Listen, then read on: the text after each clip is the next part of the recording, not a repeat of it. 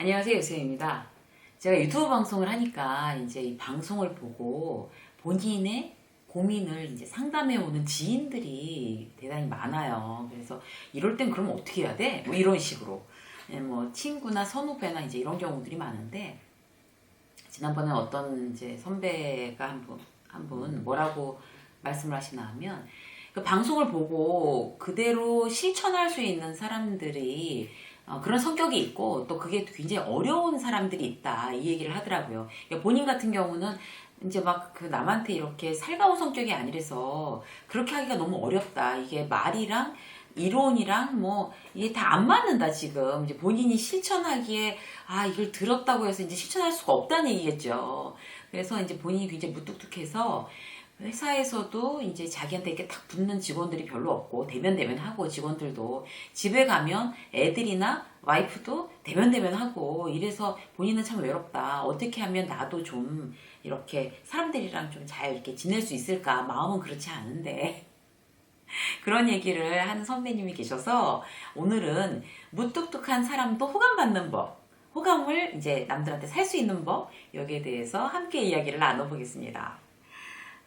참 어렵죠. 그 무뚝뚝한 성격들은 속 마음은 굉장히 이제 좋은데 겉으로 이제 드러나지 않아서 남들한테 이제 그게 표현이 안 되니까 이렇게 잘 지내기가 이렇게 남들한테 이렇게 막 선뜻 다가가기가 쉬운 사람이 나는 참 못 되는 것 같아 라고 하는 건 쓸쓸한 일이거든요. 자, 어떻게 하면 좋을까요? 그 네덜란드의 레이던 대학교의 루스 봉크 교수라는 분이 한 얘기가 어떤 게 있냐면 예기치 않은 부정적인 어떤 그런 행동이 예기치 않은 긍정적인 행동에 비해서 상대에게 커다란 임팩트를 남긴다. 이런 얘기를 했어요. 그 가설을 이제 확인한 거를 뭐라고 하냐면 네거티브 이펙트라고 해서 어떤 네거티브 효과라고 합니다. 제일 대표적인 걸 말씀을 드리면 나쁜 남자가 인기 있는 거 이런 거 얘기할 수 있겠죠. 그래서 그 처음부터 막 친절하고 모든 걸 다 잘해주고 이런 사람들보다 처음에 이렇게 되게 무뚝뚝하고 이렇게 막 정말 그야말로 나쁜 남자였는데 어쩌다 한번 딱 필요할 때 친절을 베풀면 그게 임팩트로 확 와닿는 그래서 그 사람이 굉장히 괜찮은 사람으로 여겨지는 그런 효과를 얘기하지 않나 싶습니다.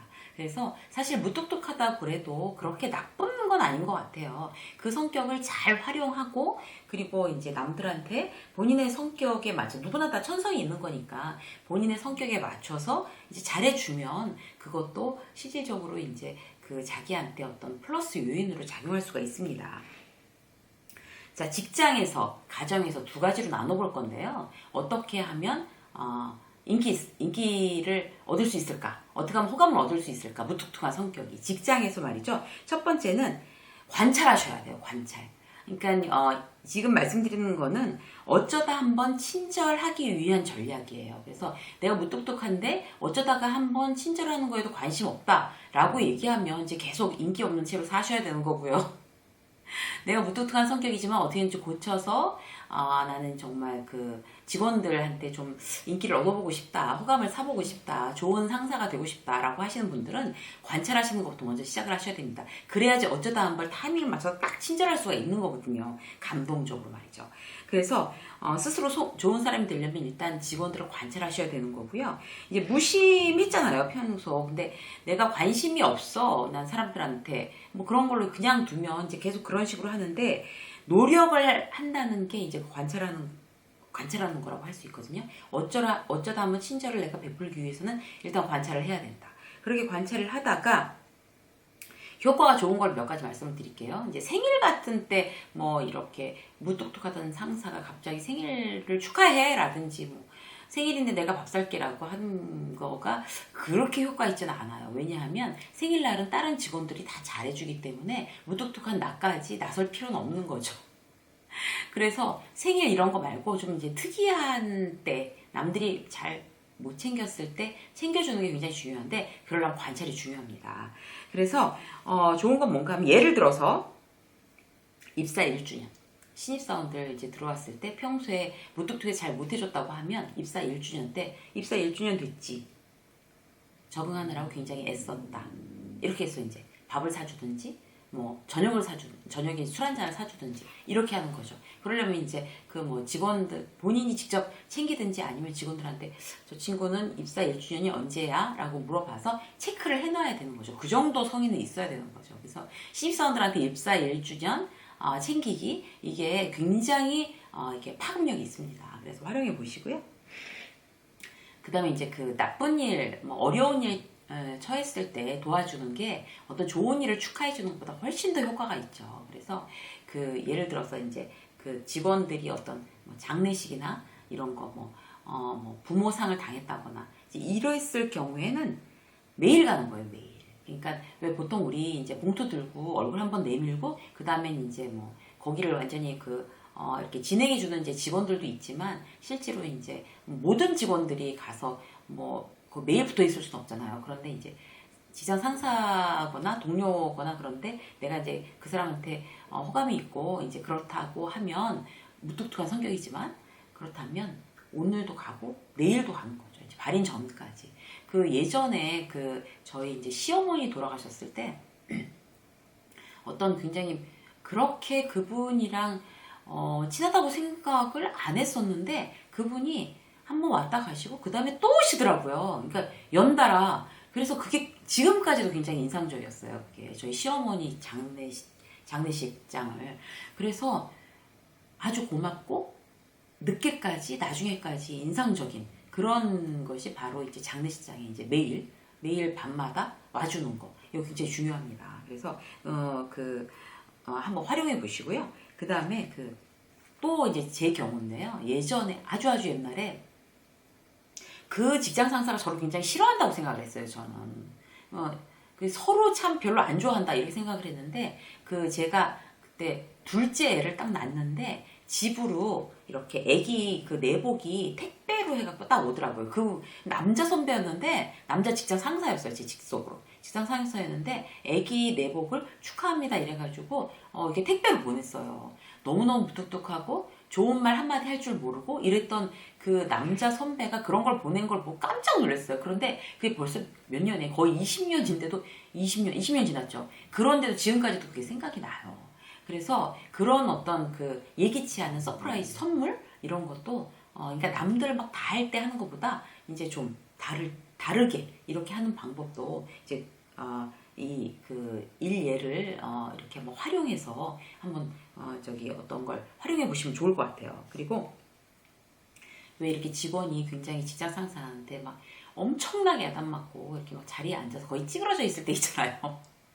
그럴 때 내가 이제 선배거나 동료거나 그러면 선배면 좋죠. 선배면 이제 그 직원을 뭔가 심부름을 시켜서 보내거나 밖으로 뭐 어디 가서 뭐 알아봐 갖고 와 라든지 해서 보내거나 아니면 뭐 김주임 지금 나랑 어디 같이 가야 돼 미팅하는데 어디 같이 가야 돼 그래서 이제 건져주는 거죠. 그야말로 위기 탈출 그래서 데리고 나가거나 이렇게 해주는 것도 굉장히 무뚝뚝한 선배가 할 수 있는 아주 좋은 정말 눈물 나게 고마운 그런 방법입니다. 그래서 관찰해서 중요한 건 관찰만 하시면 안 되는 거고요. 관찰해서 이제 어떤 축하해줄 일이나 아니면 도와줄 일에 대해서 이렇게 한 번씩 이렇게 정말 임팩트 있게 딱 해결해 주는 거. 그렇지만 원칙은 남들이 다 할 때 하지 않고 뭔가 남들이 하지 않는 그런 타이밍을 이용을 해서 그렇게 해주는 거 한번 고심해 보시면 좋은 방법들 지금 말씀드린 것 이런 어떤 계열로 해서 좋은 어떤 본인에 맞는 방법들이 있을 거예요. 그런 걸 활용해 보시면 좋을 것 같아요. 두 번째는 뭔가 하면요. 실수를 감싸는 거예요. 실수를. 이제 실수 이거는 이제 제 사례인데요. 예전에 제가 굉장히 까칠하고 아주 그냥 성격이 아주 못된 그런 직장인이었던 그런 때가 있었어요. 직장인 때 대부분 그랬어요. 고백하건대. 그런데 그때 제가 한 과장쯤이었나요? 차장 요때 이제 그런 중견 간부 있을 때 얼마나 의욕이 넘쳤겠어요. 이제 그럴 때 얘기인데 정말 직원들이 뭔가 실수하는 거 그런 거 못 참고 그냥 달달 볶아가지고 막 성과를 내야 되고 어떤 이제 이런 쪽의 어떤 직장 상사였던 것 같아요. 근데 그때 이제 저랑 같이 일했던 어떤 직원이 워낙 제 성격을 아니까 거의 이제 뭘 잘못해가지고 저한테 와서 그걸 보고를 해야 되는데 거의 처음부터 막 거의 울상이 돼서 이제 와서 얘기를 하는 거예요. 근데 그때 타이밍이 어땠냐면 평소 같았으면 이제 제가 또 이제 막 길길이 날뛰었을 텐데 그때 너무나 큰 일 자체가 하나 제가 이제 해결이 탁 난 게 있었어요. 그래가지고 그것 때문에 정말 큰일 날 뻔했는데 이제 해결 났다 이러고 탁 안심되고 탁 왔을 때 그 직원이 와서 저한테 탁 그 얘기를 하는 거예요. 본인이 잘못한 얘기를. 그런데 그 타이밍이 그 직원한테 너무 좋았던 게 뭔가 하면 제가 이제 너무 큰일이 해결되고 나니까 이건 일 같지도 않게 보인 거예요. 이걸 뭘 잘못한 실수에 대해서. 그래서 뭐라고 했냐면 그래 괜찮아. 그거 이제 뭐 이렇게 처리하고 이렇게 해. 이렇게 이게 평소와 너무 달랐던 거죠. 그렇게 하니까 그 친구가 정말 막 우는 거예요. 그러면서 나중에 그 친구가 이렇게 거의 그 무서워서 이렇게 빙빙 돌던, 이렇게 겉돌던 친구인데 그렇게 한번 아무렇지도 않게 괜찮아. 그거 이렇게 하고 이렇게 그냥 처리해. 라고 한 그 이후부터는 너무나 자신감이 넘치게 막 거리낌 없이 저한테 와서 막 보고하고 뭐 와서 얘기하고 이게 너무 무서웠던 직장 선배가 괜찮다고 딱 한 번 해주고 나니까 그다음부터 이제 본인하고 너무 이제 친해진 느낌? 이 사람 이렇게 막 멀리 하지 않아도 되는 사람이란 그런 자신감을 얻은 거예요. 그래서 굉장히 친한 후배가 됐어요. 그래서 이번에 이제 이 원고를 준비해서 그 생각이 나더라고요. 그래서 실수를 감싸 안아라. 근데 원칙이 있습니다. 어떤 본인이 의도적으로 게으르고 본인이 일을 이제 의도적으로 이제 막 제대로 하지 않아서 실수한 거에 대해서 이제 눈물 쏙 나게끔 야단치는 것이 선배의 도리죠. 선배의 도리인데 어떤 일인가 하면 막 본인이 열심히 했는데도 잘 안 됐어요. 그럴 수 있잖아요. 그렇게 본인이 낭망할 만큼 굉장히 낙심할 만큼 잘 안 됐고 이랬으면 어쩌다 한 번씩 그런 거는 탁 직장 선배로서 탁 감싸 안고 그럴 수 있는 거야. 비싼 수업료 치렀다고 생각해. 이렇게 과감하게 용서해 주는 것. 이런 것도 무뚝뚝한 그런 이제 직장 상사가 호감을 얻는 대단히 임팩트 있는 방법이라고 할 수 있습니다. 그래서 실수를 감싸나라. 이제 이 부분 말씀드리고 싶고요. 자, 집에서 보시죠. 집에서. 사실 집이 더 어려워요. 무뚝뚝하지 않아도 배우자들한테 잘 못하기 쉽잖아요. 그죠? 근데 무뚝뚝하면 오죽하겠어요. 그래서 집안에서 이제 그 배우자한테 잘해주는 거 생각만 해도 손발이 오그라듭니다. 뭐 이러신 분들 계시겠지만 어쩔 수 없어요. 하셔야 돼요. 정기적으로 그거는. 왜냐하면요. 표현하지 않으면 그 본인을 사랑하지 않는다고 생각해요. 배우자는. 그건 분명합니다. 어떻게 말하지 않아도 다 알아야 되는 거 아니야? 결혼해서 사는 건데 그렇지 않아요. 말하지 않고 표현하지 않으면 사랑하지 않는다라고 생각할 수 있어요. 그렇기 때문에 자, 정기적으로 표현하는 거 굉장히 중요한데 그렇다고 막 사랑해 사랑해 사랑해 이렇게 얘기하는 건 도저히 못하겠다. 손발이 오그라든다. 이렇게 생각하시는 무뚝뚝한 분들은 자, 이런 걸 한번 해보시죠. 먼저 이제 남편들한테 드리는 팁. 남편들이 너무 무뚝뚝하기 때문에 그 아내들은 보통 이제 어떻게 대리만족으로 나오면 드라마를 통해서 드라마에 너무 멋진 남자들을 보면서 대리만족을 하는 거죠. 드라마에 막 멋진 남자, 굉장히 이렇게 친절하고 자상한 남자, 이런 남자들 보면서 와, 멋지다. 이제 이런 걸로 대리만족을 하는 거란 말이죠. 그래서 그 남편들은 이제 이렇게 하실 필요가 있어요. 내가 내 아내에게, 배우자에게 시간을 드리고 있나? 뭔가 봉사하고 있나? 그리고 뭔가 선물을 내가 가끔 하나? 아니면 내가 인정하는 말을 하나? 이건 이제 사랑의 5가지 언어에서 나오는 이제 그 공식적인 그 지금 단어들이거든요. 그래서 이런 것들을 하는지 생각을 하고 별로 안 하고 계실 거예요. 그래서 이제 어떻게 하면 좋나 하면 어쩌다 이제 전화하는 거죠. 그러니까 제가 이제 몇 가지 사례를 말씀드릴 테니까 이 중에서 하나를 골라서 정말 할 수 있는 거, 이 중에서 이거 정도는 내가 할 수 있겠다라는 거를 골라서 하셔도 돼요. 일단 전화해서 어쩌다 전화해서 뭐 사갈까? 이렇게 얘기하는 거. 굉장히 다정합니다. 무뚝뚝하게 얘기해도 다정한 느낌이 들 수 있어요. 어머, 이 사람 웬일이야? 이런 생각 들 수 있잖아요. 그런 것만 어쩌다 한번 하셔도 굉장히 정말 가정생활이 평탄할 수 있습니다.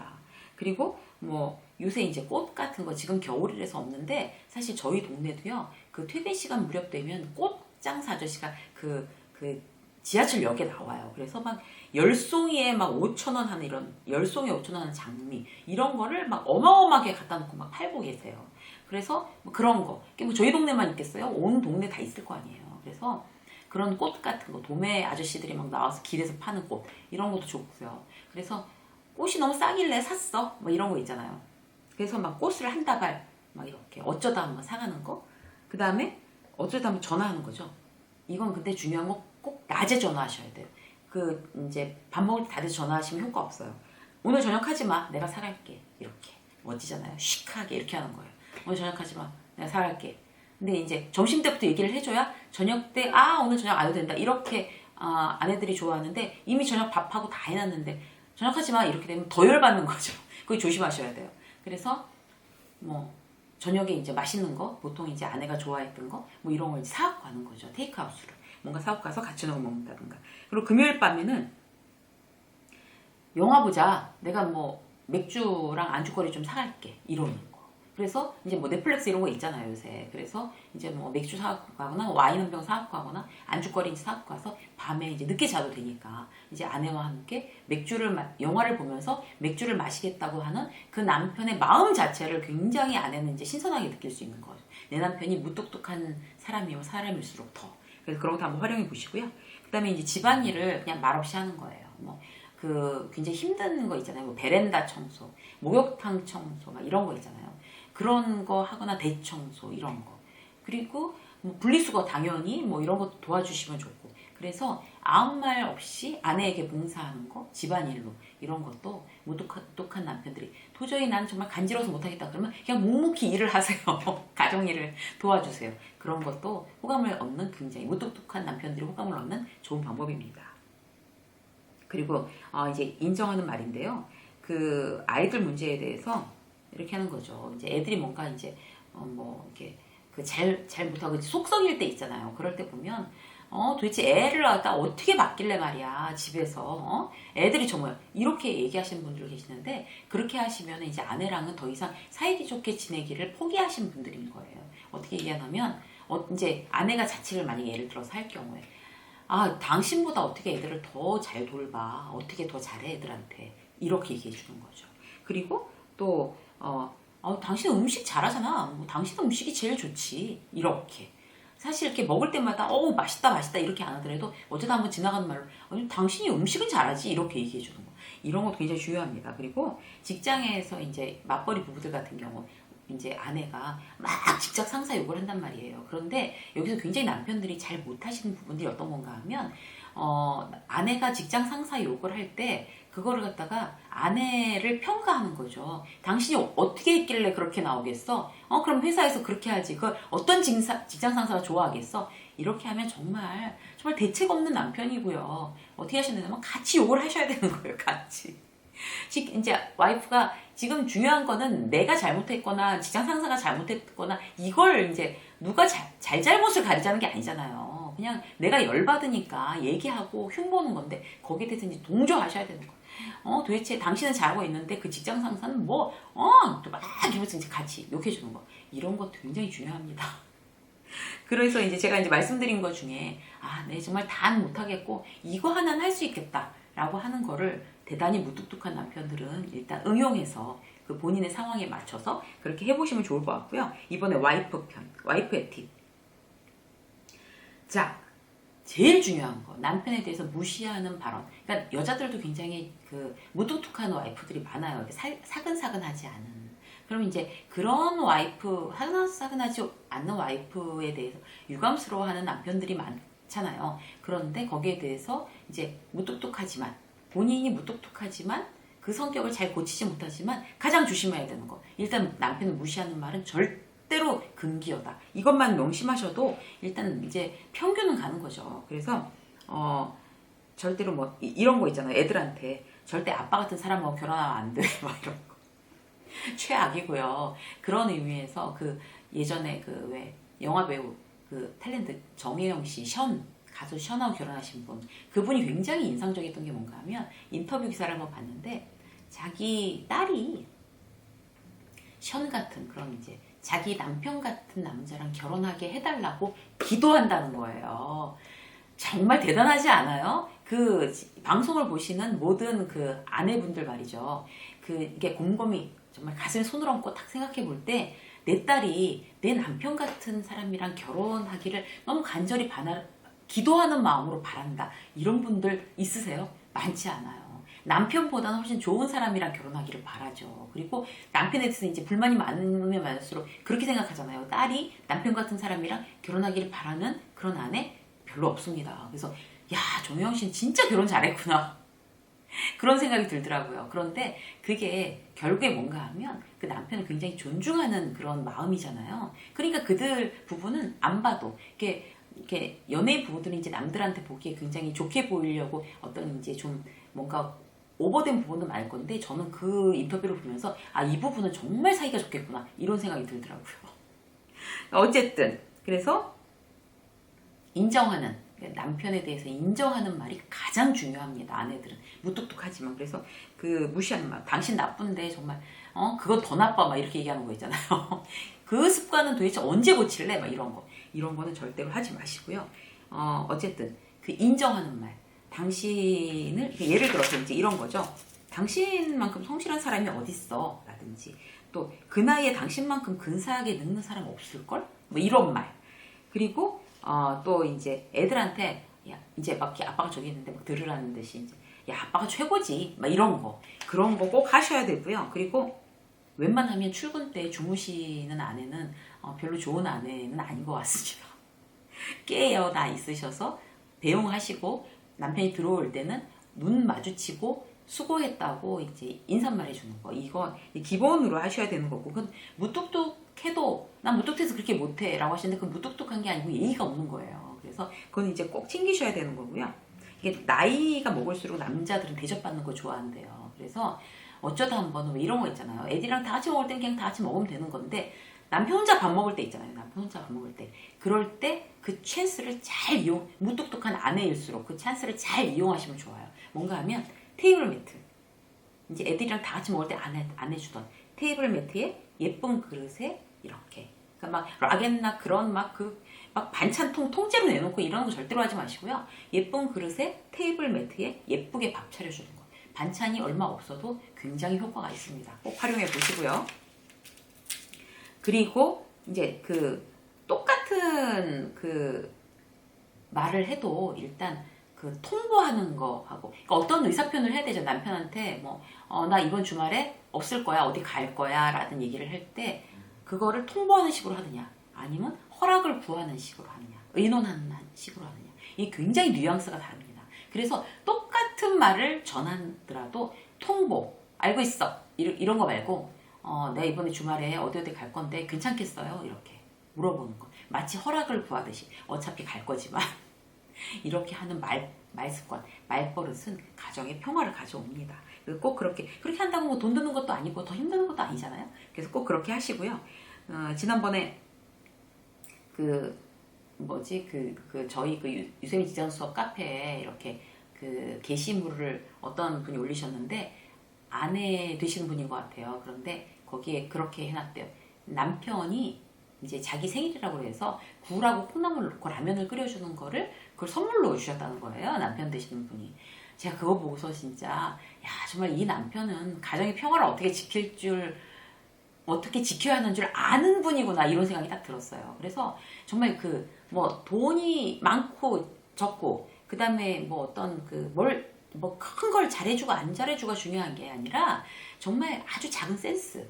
그래서 그걸로 해서 그 호감을 사는 그렇게 배우자에게도 그런 어떤 호감을 사는 어떤 정성 그런 센스가 정말 중요한 것 같습니다. 그래서 정말 그분한테 이렇게 몇십만 원짜리 선물을 탁 주는 것보다 지금 굴이랑 콩나물 넣고 그 라면 끓여주는 게 이게 더 아내를 행복하게 하지 않을까 싶어요. 저는. 그래서 그런 마음 말이죠.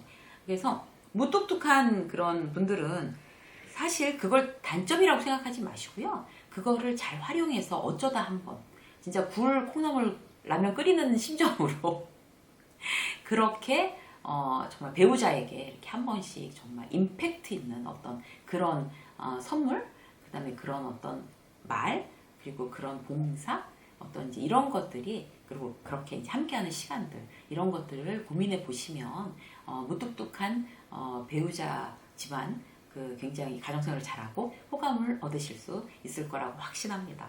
오늘은요 무뚝뚝한 성격이지만 호감 얻는 법, 여기에 대해서 직장에서, 가정에서 할 수 있는 아주 이렇게 좀 디테일한, 조그만, 사소한 팁들을 여러분들에게 전해드렸습니다. 유세미의 직장성 오늘 여기까지 하겠습니다. 고맙습니다.